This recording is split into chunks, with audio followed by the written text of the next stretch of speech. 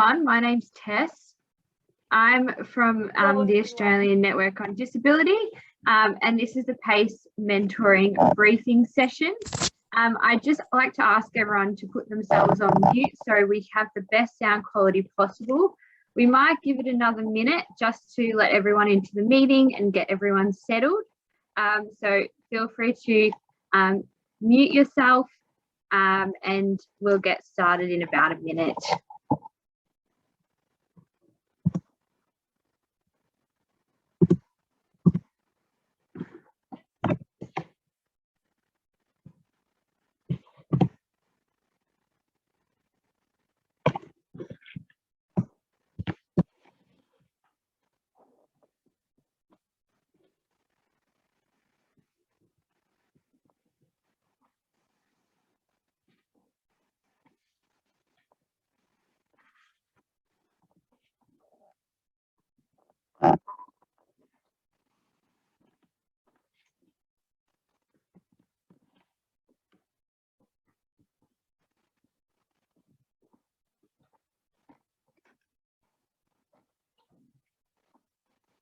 All right, we might get started.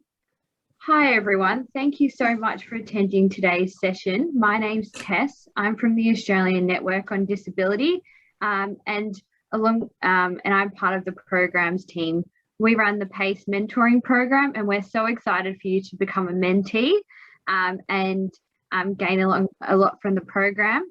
I've been working at A&D for 2 years now, and I believe that having a mentor and being part of the PACE mentoring program with amazing mentors from amazing organisations is really a great way to kickstart your career or take that next step that you've been wanting to take. So I'm really excited that you're all here and you could be with us today, because this is the first step to getting connected with your mentor and taking that next step in your career journey. So thank you for being here today.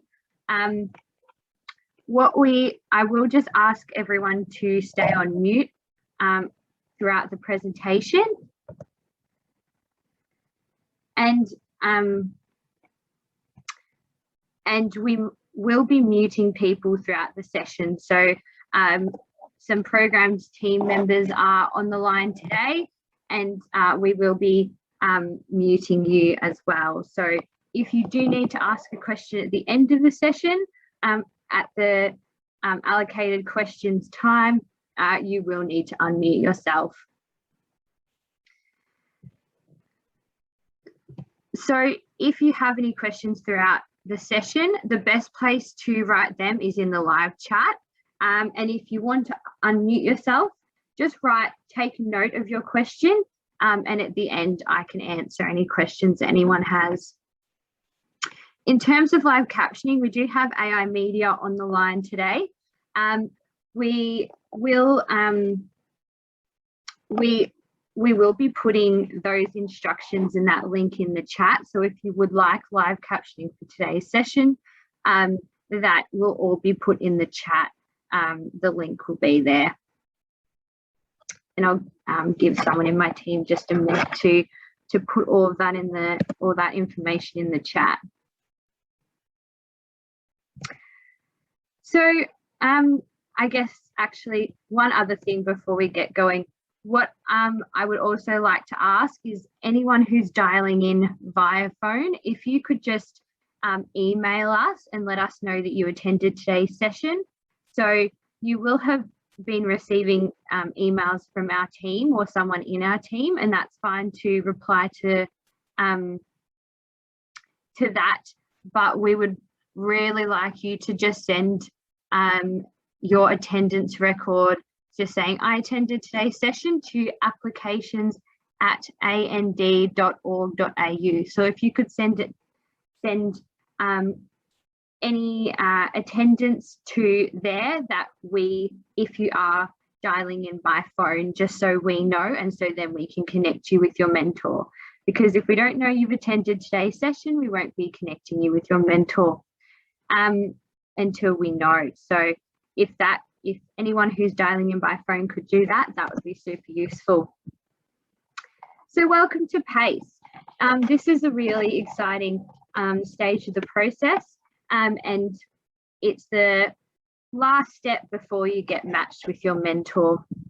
The program started in 2013, and it's all about being mutually beneficial. So we have mentees like yourselves really keen to build skills and experience and gain workplace exposure and confidence. And then we have mentors who are really keen to learn about diversity and inclusion in the workplace and become disability confident. We also run the Stepping Into program, which is an internship program for university students. So just a little bit of context around who we are at the Australian Network on Disability. So the Australian Network on Disability is a for-purpose non-for-profit with the mission of advancing the inclusion of people with a disability in all aspects of business. So what that practically means is we work primarily with our members. So we have over 300 members in the public, private and non-for-profit sector. And we work with them to advance the disability inclusion within their workplaces and their accessibility. So we might review recruitment processes, review products or services that our members might be about to release. We might work with our, we might review the accessibility of premises. We might consult on a particular project that might be, you know, in the diversity space within an organisation that might be being rolled out. We also do a lot of training of staff and recruitment teams and managers, and we run and facilitate programs that build the disability confidence of staff within these organisations. We are member-led, which means we work to meet the demands of our members and what they are looking for and what steps they want to see next and their needs. We're not a recruitment agency and we're not a charity. Our mission is all about advancing that disability confidence within the Australian workforce and increasing that disability confidence. We want a disability confident Australia.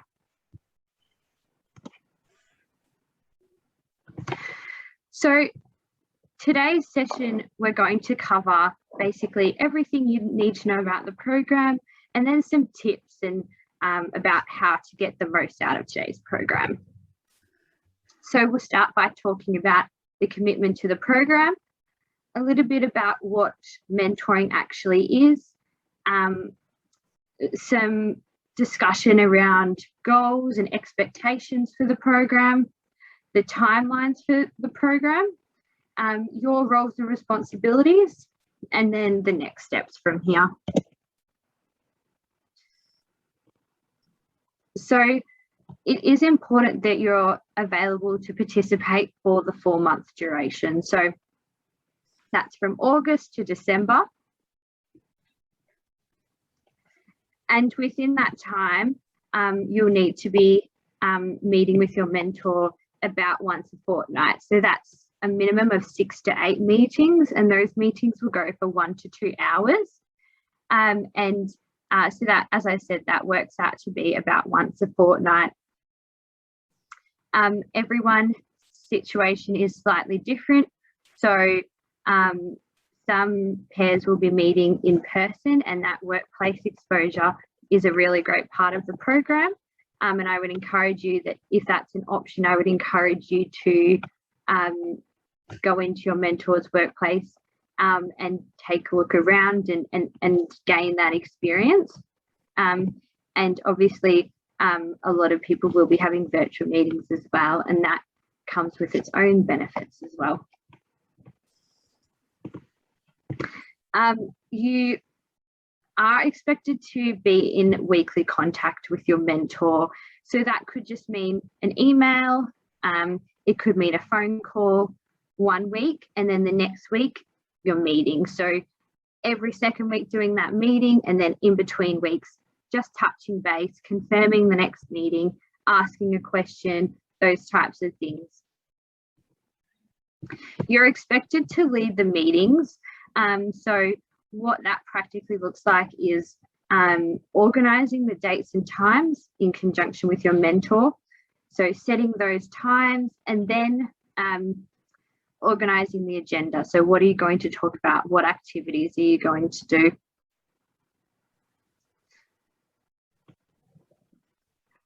So you're expected to attend the mentee briefing, which is this session. So you can tick that off your list. We will be checking with you halfway through the program. So you're expected to be part of that process. We'll be checking in with you over the phone. And then you're also expected to attend the end of program celebratory event, which we'll talk more about later. So there's lots of different reasons. I'm sure that everyone has signed up for PACE, and everyone's journey and pace is going to be different, and it's going to be there's going to be some very individualized goals. But I guess some things to think about in terms of professional networking. So professional networking is a really great way to expand your professional networks. It's a really handy way to get a different perspective. So, you know, it's sometimes it's helpful, you know, to have someone who isn't directly involved in you and your life and your situation, to give you ideas and say, hey, have you thought about this? Or, oh, have you looked at your situation from this type of, you know, from this perspective?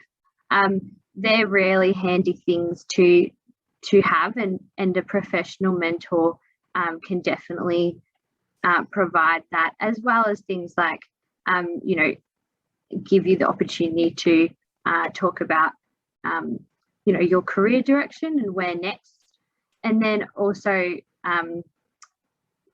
build skills and that type of thing, which is a little bit more, maybe a little bit more obvious. So when we think about mentoring, it's really important to be clear on what this is. So a mentor is someone who shares their ideas and knowledge and opinions with you guys, the mentees, and through that, they will be sharing lots of information with you, and we really encourage you to take that on board, to actively think about, right, this is being shared with me, I need to take this, you know, these are the learnings, and really action those learnings and action what you talk about in your sessions. It's really nice to have a mentor and to have a good chat with them, but you know, it's about all mentoring partnerships are really, when it comes down to it, the success is all about the mentee producing those outcomes and actioning what you talk about. So your mentor will be wearing lots of different hats during the program. So a mentor can be so many different things to so many different people. Your mentor could be your champion, they could be your supporter, they could be your coach, they could be a friend, they could be that person who, you know, who tells you what you're good at when no one else, you know, and that no one else has told you before. You know, they could be a teacher. There's so many different things and so many different hats that your mentor can wear, and you'll see your mentor wear different hats during the course of this program. If your mentor, if you have a certain word that you see here, or as you go along, you go, oh, I'd really like more of this, or I'd really like more of that. You know, just communicate with your mentor. This partnership is going to be a lot about communication. So just make sure that that communication stays open. And if you do want some more of a certain thing, to communicate that with your mentor. So to give you a little bit of context about where your mentor has come from. Your mentor is from one of our member organisations, and they volunteered to be part of this program. So they're volunteering their time. They're really keen to... Sorry, I missed that. Sorry, could you say it again, please? Sorry, that's my Siri. I don't know why Siri thought that I was talking to her. It's really important to... they are being part of this program because they feel that there's something they can share. They will talk about their life experiences and their knowledge. When it comes down to it, the reason they want to be a mentor is they want to support you to reach your goals.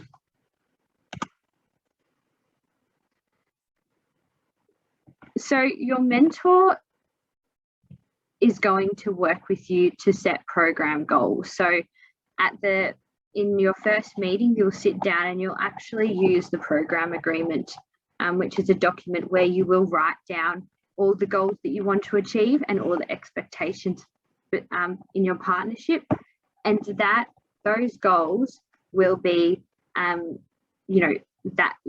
you will be committing to those goals, and so will your mentor. Your mentor will RSVP to meetings. They are committed to that 6 to 8 meetings as well. They will be arriving on time, as they expect you will be arriving on time. They will be upholding your confidentiality and your privacy as part of the program, so you can feel free to tell them whatever you feel comfortable telling them. They won't go and tell other people, and they expect that in return from you. And as I said, they will be committing to the program agreement as well as you, and they will be in contact with us as you will be. So keeping that constant communication between the two of you and with us is really important during this program. So just for a little bit of an understanding for all of you, there's lots of different reasons why mentors participate in PACE. A big one is to give back to their organisation, to give back to the wider community, to do something really positive. There is also professional development opportunities for them. So they're enhancing their skills in working with people with a disability. They might be learning about diversity in the workplace. This might be their first situation where they're speaking about adjustments with someone.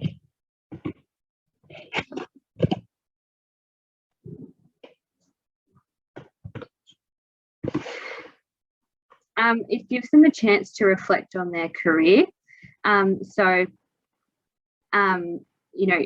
These mentors will have lots of different experiences that they'll be able to tell you about. And as your mentor gains disability confidence and feels disability confident within their own skills, that will contribute to their organisation's overall disability confidence. So that's really exciting as well. So now we're getting down into the nitty-gritty. So what do you really want to achieve in this program? And I think this is the thing that you will have to think about a little bit. Some of you will need some ideas. Some of you will be quite sure about what you want to achieve. So if any of these stand out to you, I really encourage you to write them down and take note of them. So in your first meeting, it's really important to get to know each other. So that's the first, business item, I guess. And then once that happens, in that first meeting, you will sit down with the program agreement, and the program agreement will ask you to identify goals that you want to achieve during the program. This isn't an exhaustive list at all. This is just some ideas, some of the most common goals that we see during the program. So I guess quite a common goal is to learn about your mentor's organization. So how does everything fit together? What's the organizational structure look like? What are all the different departments called? What are those departments or business units responsible for? What type of jobs are within those units? Just so you get a full picture of what's really going on and what everyone's responsibilities are. If career direction is something that you want to talk about, you know, what's the next step? That's definitely a goal that you can have for the program. There's lots of soft skills that you could identify that you want to work on. So time management, prioritization, maybe it's things about communication, different communication skills. Maybe it's learning about teams and how to work well in a team. There's lots of different soft skills that you could work on, and I encourage you to have a bit of a brainstorm of them. Interview and job application practice and recruitment skills more generally are quite common skills that mentees look at during the program. So whether you put this as one of your goals or it's incorporated into other goals, building confidence probably will happen during this program. And confidence can come in lots of different forms. It can be in workplace confidence. It can be in talking about what workplace adjustments you might need and sharing disability information. And that's really something that I encourage you to think about what things that you do to get more confident in. So this is just some meeting ideas, which I guess sometimes mentees do say, okay, so these are the goals that I want to achieve, but it's about practically then planning your meetings so you're working towards achieving those goals. So these are just some of the most common meeting ideas we see. So obviously getting to know your mentor in that first meeting is really important, and setting your goals and writing them in the program agreement and setting expectations for how the next 4 months will look. We spoke about learning about how your mentor's organisation worked, and maybe even talking about how previous organisations worked, and if that's something that really interests you. We've spoken a little bit about careers and how that can be a focus of your discussions. If networking is something that you want to learn more about, there's lots of different activities. If you want to know more about LinkedIn and explore that a little bit more, that's definitely something that you can do with your mentor. Focusing on those communication skills and doing really practical activities to identify areas of development or identify different strategies and solutions. We encourage everyone in the program to do a mock interview before the end of the program. So I think no matter how many interviews you do, you can always get better. Someone can always give you a new idea. So I would encourage you all to think about what that would look like, whether you would need to do some interview response work beforehand with your mentor, or whether you are ready to, get given a position description and go right in there, dress the part, and really pretend that you are in that important interview. Job application practice is quite a common meeting activity. So getting your mentor to look at your resume is really quite good for everyone. I think the more people who look at your resume, the better your resume will be. So don't shy away from that. And if you do want to get more into cover letters and key selection criteria and that type of thing, your mentor will definitely be more than happy to do that. Having a coffee catch up. So doing things like, that could be something that you do with one of your mentor's colleagues, for instance, having a really casual coffee catch up and asking them about what they do in their job, practicing on your networking skills, and learning about different careers and career paths and all that type of thing. Sometimes we have mentees attending team meetings to get a feel of what does that actually feel like? What does that look like? Because a team meeting can quite often be a lot different to what you imagined, and getting the feel for that, and understanding how everyone interacts with each other and how the team fits together. It's really good to see it all in action.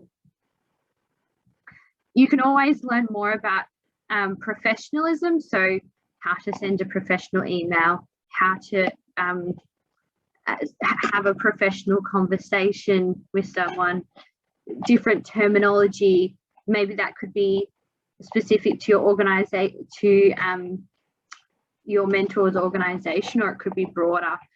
Learning maybe about agile, for instance, if that's something that you're, to be honest, that's probably not even the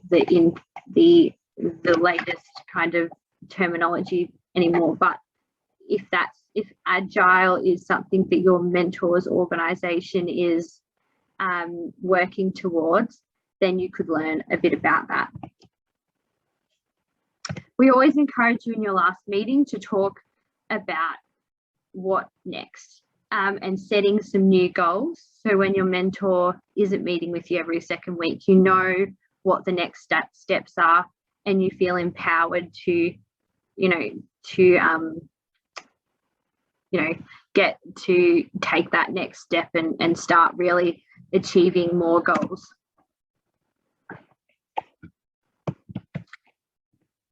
So in your, so when you're having virtual meetings, a lot of those meeting ideas that we just spoke about will transfer over, but it's important to think about with virtual meetings, you're being a little bit more flexible. So maybe depending on how everyone feels, maybe it's worth doing. It could be that you keep with every 2 weeks doing 2-hour meetings, or maybe you do shortened meetings every week. You could always go for a walk and talk to get that, if you want to minimize that screen time. You can always talk about the impact of COVID-19, so how that's changed networking, and do a bit of investigation there. You can always do virtual coffee catch-ups with your mentors, colleagues, and virtual team meetings. You can talk about how the world of work is going to change because of COVID. I found those conversations super interesting myself. And double dating is another way, virtual or in person, but virtual is a really great way to get everyone, all 4 people on the same schedule, and to all meet up and practice your networking skills and meet new people. So we just want to flag that at the end of the program in December, we will be doing having an end of program event. These are always really great. We always have really great speakers, and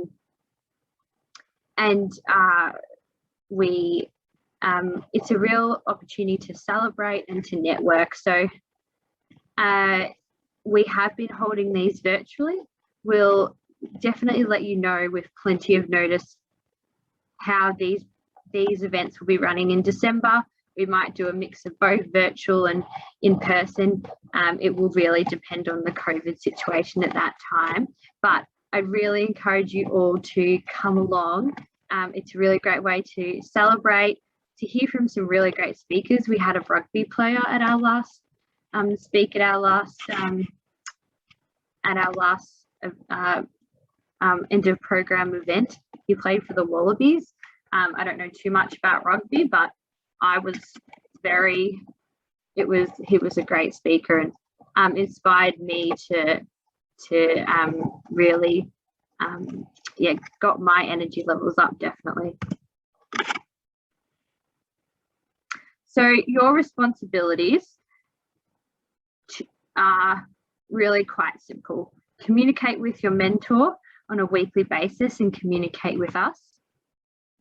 Schedule those meetings. So as I said, 1 week have the meeting, next week check in and schedule and confirm next week's meeting. The meetings will be within business hours, so keep that in mind.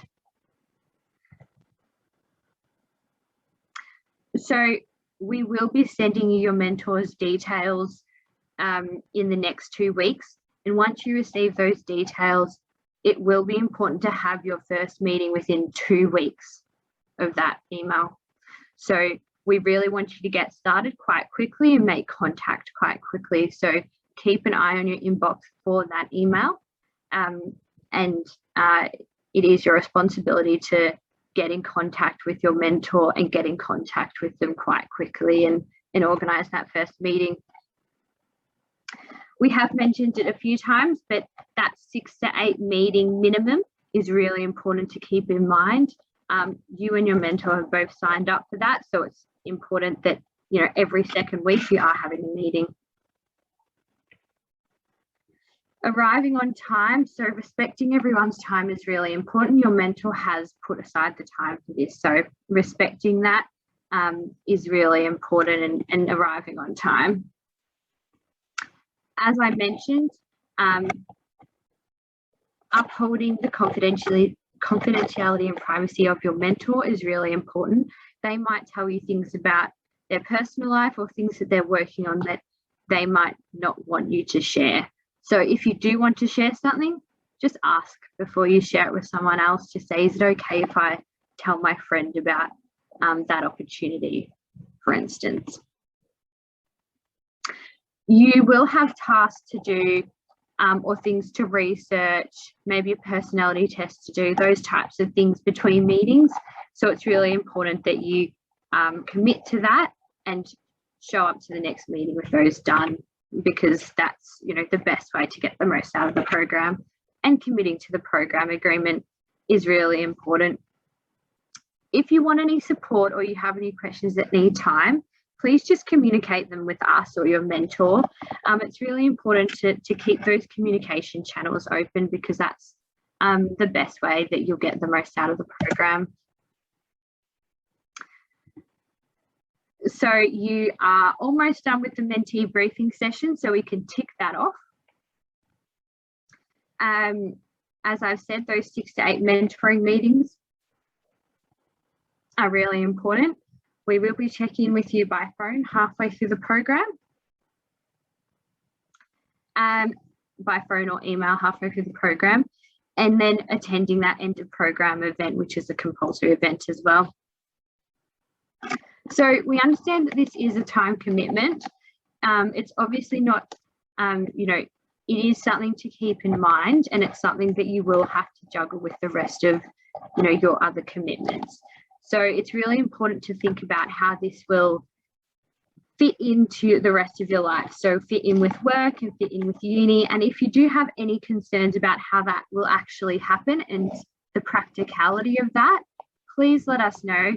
Please send us an email or give us a call and just talk through it with us. We would hate you to get stressed and feel overwhelmed and feel like you can't commit to everything. So just reflecting on that time commitment and the rest of your life is really important, and chatting to us if you have any concerns. So before the meeting, before your first meeting, it's important to be really clear about whether it will be virtual or face-to-face. Agree on when you will meet and what time, etc. And create an agenda for that first meeting. So what will you do during that first meeting? Probably a bit of get to know you, sign the program agreement, commit to that, and decide on some goals to achieve. When you before you meet with your mentor, we recommend that you send a bit of an introductory email with just some information about yourself, the key things that you would like your mentor to know, and send through your resume just so they get a little bit of an idea and a little bit of context about you. And as I said, the program agreement does have some tips on it that you can always, for that first, to think about before that first meeting. So at the start of each session, it is important to continue that relationship building. So having a chat at the start of each session is really important. Taking notes during the session is also a really good habit to get into. So anything that you need to action and anything that your mentor says that you think is really helpful, really useful, taking notes. Otherwise, I feel like I have a very good memory, but after you talk to someone for 2 hours and have some really great conversations, I feel like I forget things. So it's really important to take notes and to really note down all those things that your mentor is saying, because you don't want to turn around and say, oh, we had a really good conversation last meeting, but I can't remember what we said. It's important to keep checking in and talking about how the meetings are going. Are you achieving your goals? Are the meetings at the right time? After each meeting, we encourage you to put together a little bit of an email summary, just saying, thanks for meeting with me today. It was really great to talk about X, Y, and Z. I really liked how you said A, B, and C. That was really helpful. And these are the tasks that we agreed to do before the next meeting. If you ever want extra support, we can always jump into a meeting. If you're really, really nervous about your first meeting, you can always give us a call or send us an email and talk through the preparation. If you're nervous about reaching out to your mentor, we can talk to you about that as well. And if you have a meeting or two and you still feel like you need that support, we can always come in on the third, in the third meeting. If you feel like, you need our support, we're here. It's always a good idea to increase your LinkedIn presence. So taking a photo with your mentor is a really great idea to do that, especially because, having a meeting having a mentor is a really great way to show that you're increasing your professional skills. So for virtual meetings, it's really important to agree on the platform that you'll be using, to make sure your internet and your speakers and your sound and your microphone and all that tech stuff is all sorted beforehand. We've all been in that situation, but making sure, not jumping on at 2 o'clock for your 2 o'clock meeting, checking it, 15 minutes beforehand to make sure that at 2 o'clock you're ready to go and it's working and everything's working the way it should be. Let your mentor know if you need any workplace adjustments in either of the formats, so face-to-face or virtually. I'll talk a little bit about that in a second. If the tech fails, it's always good to have a backup plan. So will you email your mentor? Will you call your mentor? Just agreeing on that mode of communication, because the mentor might email you and say, oh, you're not in the meeting, or, oh, sorry, my meeting's not working. but if you don't know that they're sending that email, you might not see it. So agreeing on that beforehand is really important. Is there going to be rules around muting microphones, around cameras on or cameras off, and all that type of thing? Are you going to jump on 5 minutes early, both of you, and make sure that the tech is all good? You know, setting those expectations early is really important. So it's really important to remember that these meetings are professional mentoring meetings. So,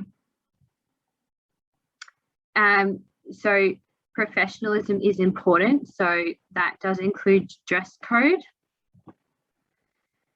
So unfortunately, no PJs for these meetings. Make sure that you're at a desk, not on the couch or on your bed.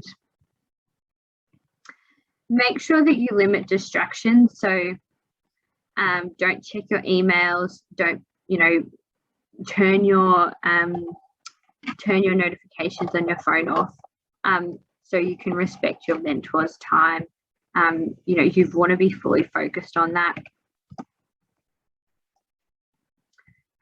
So the benefits of PACE, there's lots of different benefits with lots of different people. The main ones that I see during the program are increasing confidence. So that could be workplace confidence or just self-confidence. Workplace exposure is definitely a great one. Building different skills and different and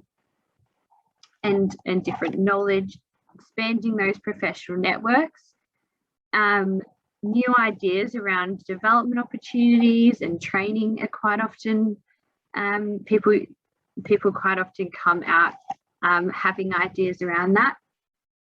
Increasing and building those recruitment skills, and taking learnings forward from your mentor is also quite a good one. Sometimes your mentor will tell you about strengths or talents that they've seen in you that you can't identify in yourself, and I think that that is a huge part of being a mentor and a huge benefit of having a mentor. So we've obviously matched you, but just to give you a little bit of context around how it all happened. So we obviously look at the goals that you both want to achieve, during the program, and how your mentor's skills and experience and expertise fit into that. Area of interest and study quite often play a part. Sometimes they do, sometimes they don't. If you have, I would ask your mentor about your hobbies, because we do look at that and we do try to match pairs with those hobbies in mind, because if people have similar hobbies, it's so much easier for them to build rapport. And if you are looking to meet with your mentor face to face, we will have matched you with someone from a similar location to you. So here's our top tips.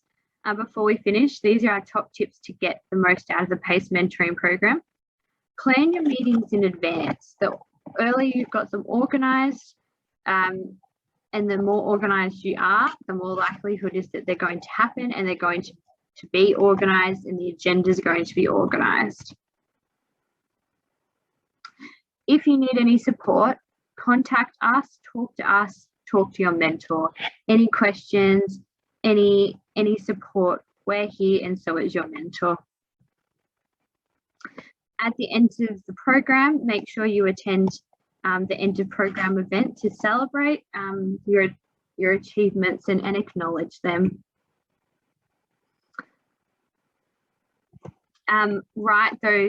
Use that program agreement and really use that as a guide to the next 4 months when you're achieving your goals.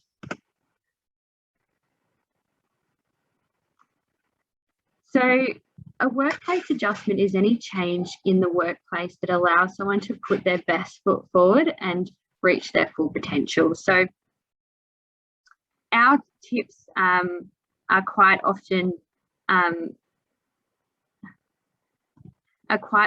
around those,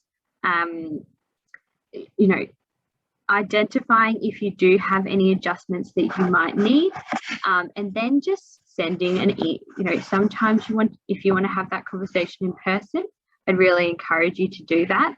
And there's no need to talk about what your disability is. It's really important to stay solution focused and say, I think I might need our meetings to be in the afternoon. Your mentor doesn't need to know why that is, and it really doesn't make a difference whether they do or they don't. It's just they need to know how best to support you to get the most out of the program.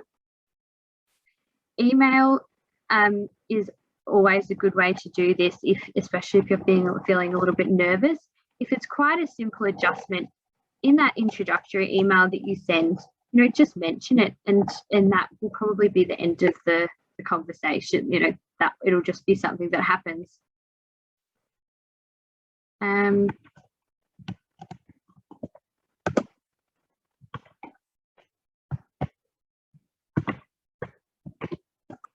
I do seem to be having some technical issues. Oh no, all good. We're back now. If someone from my team could unmute and let me know if they can't see the PowerPoint, but I'll just continue. So it's really important to keep those suggestions really practical. The adjustments that I see most during the program is that meeting time, talking about how you communicate and how best you communicate with your mentor is really important. And meeting environments, whether you're meeting online or in person, speaking about how you perform best and how you think, how you think best and when you're most productive. So what next? So within the next 2 weeks, you will be sent your mentor's contact details. That will come in the form of an email. You'll get your mentor's phone number and email. And once you get that, we expect you to meet with your mentor within 2 weeks. And then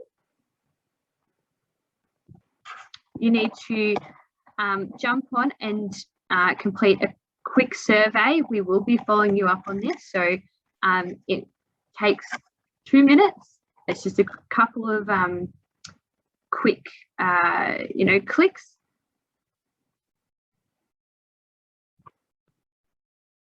We will confirm that you have reached out to and had that first meeting within 2 weeks as well. So we'll make sure that has happened. It's important to contact your mentor weekly. It's really important to keep that communication up with both your mentor and us. If your mentor and us, if we both don't hear from you for 2 weeks, we will assume that you have withdrawn from the program. So it's really important that even if something's happening like exams or you're having a fluctuation in your condition, just sending a text or an email to either us or the mentor letting us know, just so we know that you're okay and that that you will that you still are interested in being part of the program. That's fine. Within that, there's lots of we will be flexible around that because we know life happens, but just keeping that communication up is super important. So I will ask someone from my team to just put the LinkedIn group in the chat. So we have a PACE Mentee LinkedIn group, which we will be posting in throughout the program, just to give you some different meeting ideas, so you can hear what other groups, what other pairs have been doing, and to keep you updated. It's really important that when you do join that group, that you put your notifications on, so you make sure to click that bell up in the top at the top of the screen near the name of the group, there's a little bell icon. That will mean that you get notifications when we post in the group. Perfect. So that brings us to the end of today's